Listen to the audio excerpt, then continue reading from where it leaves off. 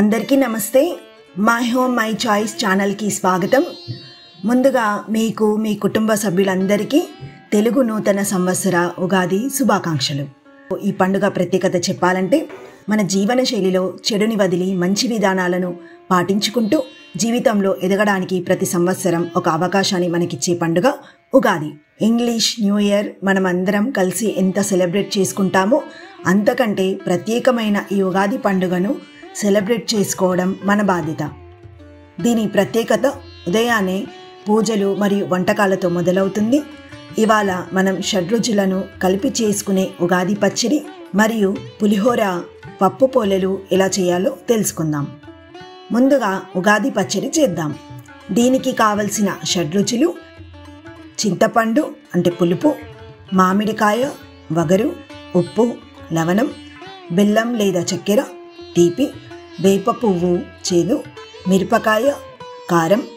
వీటితో పాటు రుచి కోసం కొబ్బరి తురుము, కాజు, గసాలు, కర్బూజ గింజలు కూడా తీసుకోవచ్చు. ముందుగా చింతపండు ఒకసారి కడిగి దాంట్లోకి కొన్ని నీళ్లు తీసుకొని 10 నిమిషాలు నానబెట్టుకుందాం. ఈ విధంగా నానిపోయిన చింతపండుని పులుసుగా తయారు చేసుకొని వడగట్టుకొని పచ్చడి పాత్రలోకి తీసుకోవాలి. ఇందులోకి మామిడికాయ ముక్కలు, బెల్లం, చక్కెర కలుపుకుంటున్నాను. తర్వాత తగినంత వేప పువ్వు వేసుకోవాలి. వేప పువ్వు పులుసులో నానే కొద్దీ ఎక్కువ చేదుగా అవుతుంది, అందుకని చూసుకొని తగినంత మాత్రమే వేసుకోవాలి. తర్వాత కట్ చేసి పెట్టుకున్న మిరపకాయ, సాల్ట్ వేసి మంచిగా కలుపుకోవాలి. అసలైన ఉగాది పచ్చడి దీంతో రెడీ అయిపోయినట్టు. కానీ ఈ రోజుల్లో మనం లైఫ్లో ఏదైనా కొంచెం ఎక్స్ట్రా కోరుకుంటున్నాం కాబట్టి అడిషనల్గా టేస్ట్ కోసం ఒక బౌల్లో గసగసాలు, కాజు, చనా దాల్, తురిమిన కొబ్బరి వేసి పెట్టుకోవాలి. ఇది కొంచెం వేసి కలుపుకోవాలి.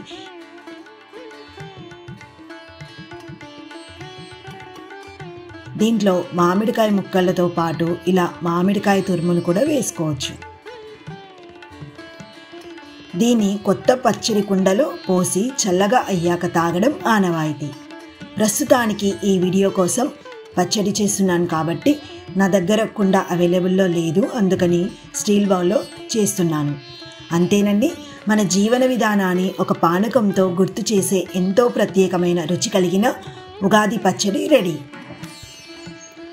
ఇప్పుడు మామిడికాయ పులిహోర చేద్దాం.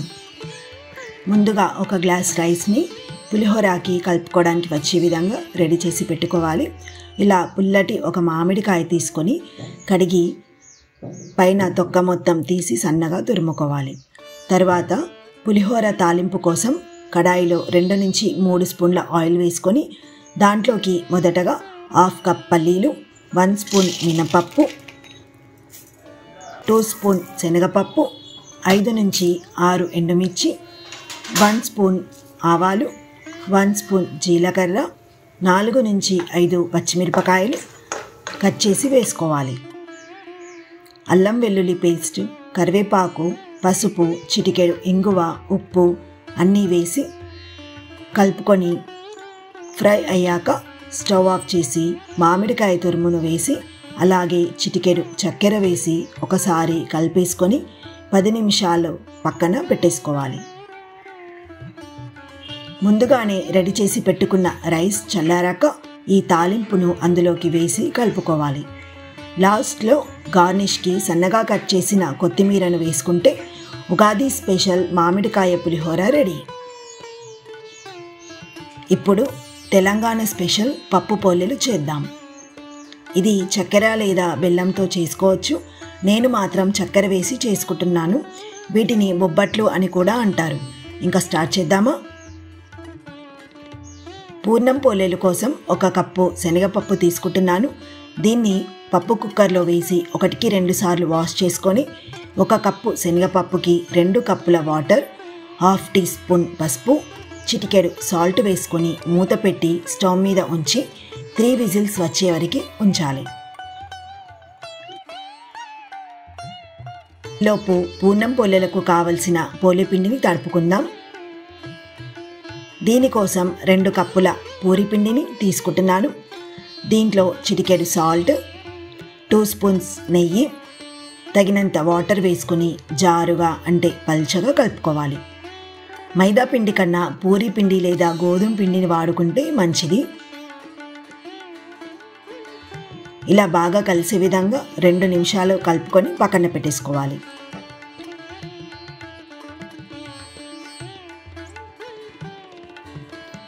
శనగపప్పు ఉడికిపోయింది. దీన్ని చల్లార్చుకోవాలి. పప్పుని ఇలా ప్రెస్ చేసి చూస్తే తెలిసిపోతుంది పర్ఫెక్ట్గా ఉడికిపోయింది. ఇప్పుడు దీంట్లో ఉన్న ఎక్స్ట్రా వాటర్ని కట్టు అంటారు, సో దీన్ని వడకట్టేసుకుందాం. ఇలా వడకట్టిన వాటర్ని మనం కట్టుచారు చేసుకుంటే రుచిగా ఉంటుంది. ఇలా ఉడికిపోయిన పప్పుని మిక్సీ జార్లో వేసుకొని దీనికి సరిపడా అంటే 1 కప్ శనగపప్పుకి 1 కప్ షుగర్ తీసుకోవాలి. తీయగా తినేవాళ్ళు ఇంకా 1/2 కప్పు వేసుకోవచ్చు. చక్కెర డైరెక్ట్గా వేయచ్చు, లేదంటే పౌడర్లా చేసుకొని కూడా వేసుకోవచ్చు. దీంట్లోకి 3 నుంచి 4 ఇలాచి, చిటికెడు తినే సోపు రెండింటిని ఇలా దంచుకొని మిక్సీ జార్లో వేసుకుంటున్నాను. పప్పుని మిక్సీ పట్టేసుకుందాము. పప్పు మిక్సీ చేసుకునేటప్పుడు చల్లారిన తర్వాతనే వేయాలి. గ్రైండర్లో వేసేవాళ్ళు వేడిగా ఉన్నప్పుడు అయినా వేసుకోవచ్చు. ఒకవేళ పప్పు పల్చగా అయినట్లు ఉంటే స్టవ్ మీద 2 నిమిషాలు ఉంచితే గట్టిపడుతుంది. పప్పు చల్లారాక నిమ్మకాయ సైజ్ అంతా పప్పుని తీసుకొని ఇలా బాల్స్ లాగా చేసుకొని రెడీ చేసి పెట్టుకోవాలి.